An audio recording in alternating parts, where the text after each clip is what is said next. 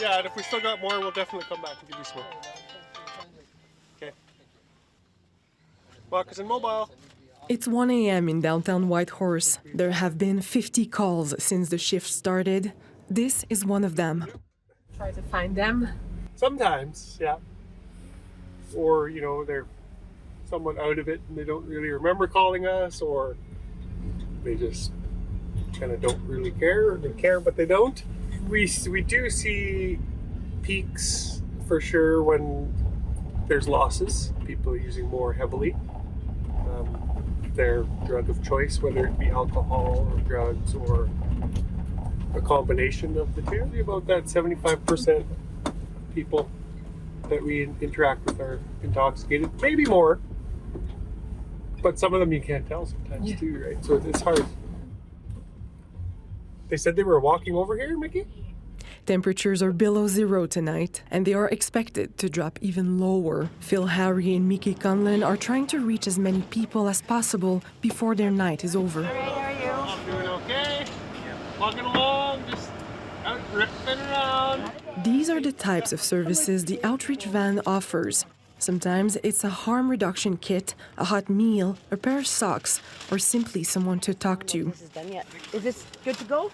The Yukon has been under territory-wide substance use health emergency for the last 2 years, and the outreach van staff says simplicity goes a long way. I'd say the majority of it is the same people.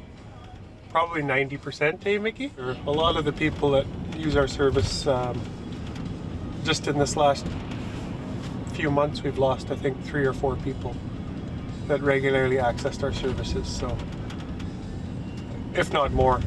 A lot of it is preventable, but it's just so hard because some people want to go and use alone. It's hard, right? You don't want to be intrusive, but you also want to encourage them to make positive choices. But it is, sadly, we're still losing people quite regularly. The silence that follows is quickly interrupted. Harry barely has time to ponder the deaths and tragedies. The van is already off to its next stop. Oh, thank you.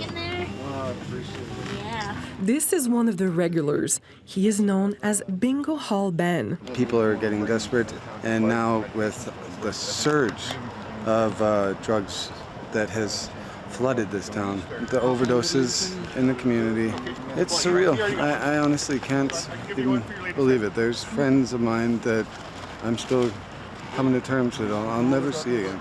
But it's nice to know that you have a beacon of hope there to turn to, somewhere where you can get a meal. We do need an outlet like this to let us know that we still matter, you know? That we're still cared for. Ben's words are hard to hear, but they depict the reality he sees night after night. While the van's focus is not on addiction and substance use, its clientele are among those who struggle the most. After spending a few minutes chatting with Ben, the van is off to another neighborhood. This time, a group of young boys come out. Harry says there's been an increase in youth getting into drugs and alcohol, but the fact that they are now reaching out to Moccasin Mobile means trust is being built. A lot of it differs from night to night, for sure. So some nights I go home with a smile on my face.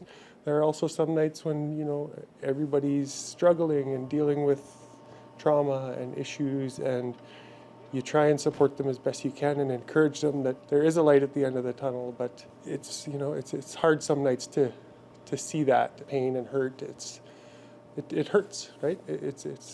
It's tough. There's been at least 13 confirmed deaths related to substance use in the Yukon so far this year. The Yukon government, First Nations across the territory, people with lived experiences, all have recently said drugs are stronger than ever. CYFN Executive Director says the outreach van needed to represent Yukon First Nations to bridge a gap in providing culturally safe support to Indigenous people who are among the territory's most vulnerable population. Nobody should be dying from a toxic drug crisis, but it is our reality, and a lot of these things are outside of our control, including, drug trafficking, those sorts of pieces. So that's why I really feel that harm reduction approach is really important and that it be culturally appropriate. Chambers says CYFN hopes to expand services to 7 days a week.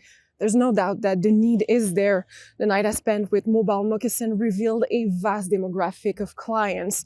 Not all of them were intoxicated, but it was easy to see how addiction affects young and old people alike, even those we look up to for leadership. Next up, I sat down with Yukon MLA Amy Blake to talk about her own struggles.